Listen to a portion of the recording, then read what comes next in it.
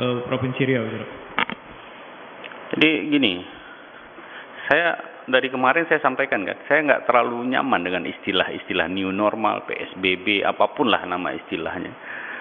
Yang jelas, saya berulang kali juga menyampaikan, orang yang survive, orang yang bisa selamat, atau makhluk hidup yang selamat, itu adalah makhluk hidup yang bisa beradaptasi. Nah, sekarang kalau mau makan aja gitu ya. Nah, sekarang tidak bisa seperti itu. Artinya mau diberlakukan kata istilahnya new normal atau apa normal atau apapun, yang penting Anda pakai masker. Kemana-mana pakai masker.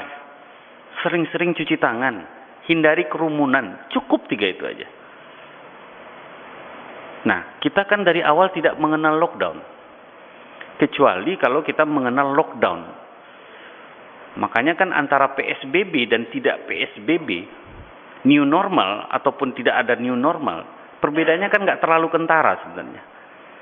Bandel-bandelnya masih kayak gitu juga gitu loh. Jadi sekarang intinya, jadi saya juru bicara pemerintah Provinsi Riau, tapi saya juga seorang dokter gitu loh. Artinya yang saya sampaikan juga berdasarkan profesionalnya.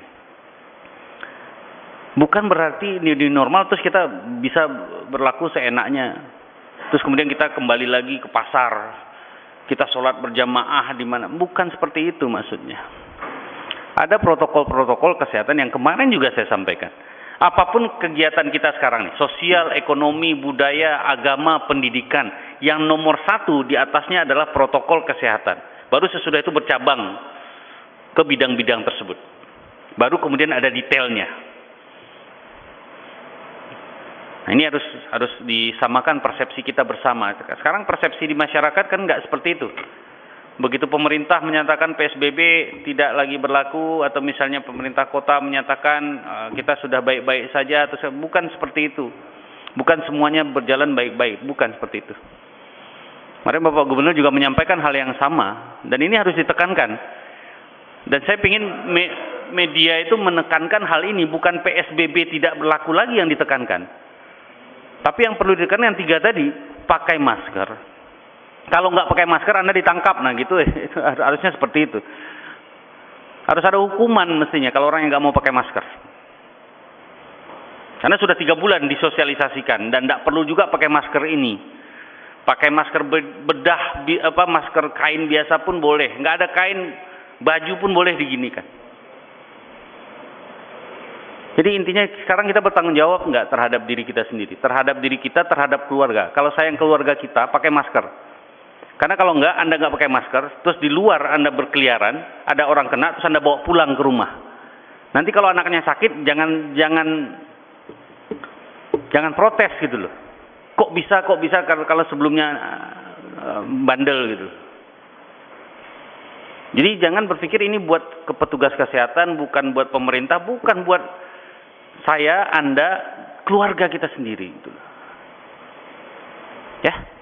Oke. Ya. Apa bedanya penerapan new normal ini dengan herd immunity, Bang? Apa itu? Herd immunity.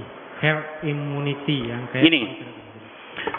Herd immunity itu artinya kita dibiarkan mendapat imunitas sendiri. Akhirnya semua orang kena virus COVID-19, masuk virus COVID-19 ke tubuhnya, kemudian diharapkan sembuh. Sesudah sembuh dia punya kekebalan. Sama kayak influenza. Jadi kalau kita sebelum COVID-19 kan hampir tiap bulan, hampir sekali dua, mungkin setahun itu 3 kali kita kena flu. Nggak ada yang nggak kena flu, pasti kena flu. Radang tenggorokan, pilek, batuk, demam sebentar 2-3 hari, itu flu biasa.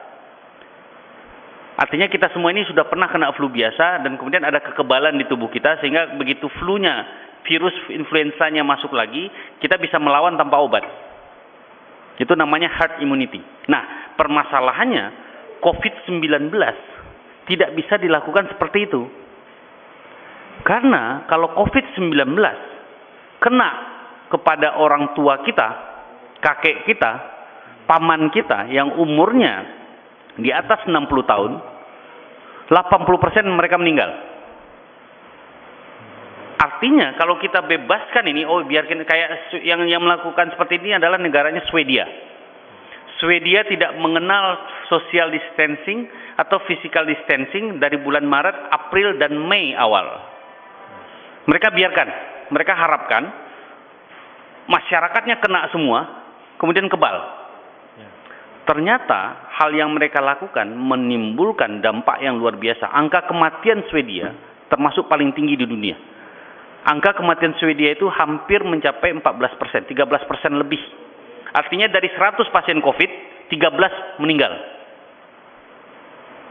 Apakah kita mau seperti itu? Tentu tidak.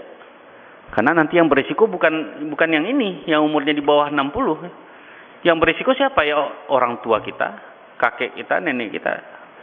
Saya pikir nggak ada pernah, kalau orang waras nggak ada yang ikhlas orang tuanya sakit karena COVID terus meninggal, itu saya pikir nggak ada. Itu dia herd immunity. Tadi perbedaannya dengan apa tadi pertanyaannya? New normal yang diterapkan. New normal itu bagian dari kegiatan kita yang berlaku supaya kita bisa melakukan suatu kegiatan sosial, ekonomi, kebudayaan, agama, dan pendidikan kembali, tetapi dengan cara yang berbeda. Semuanya akan berbeda. Termasuk bagaimana kita antri. Antri dulu kan nggak mungkin jarak 1 meter. Sekarang harus jarak 1 meter. Kalau kurang dari 1 meter nggak boleh.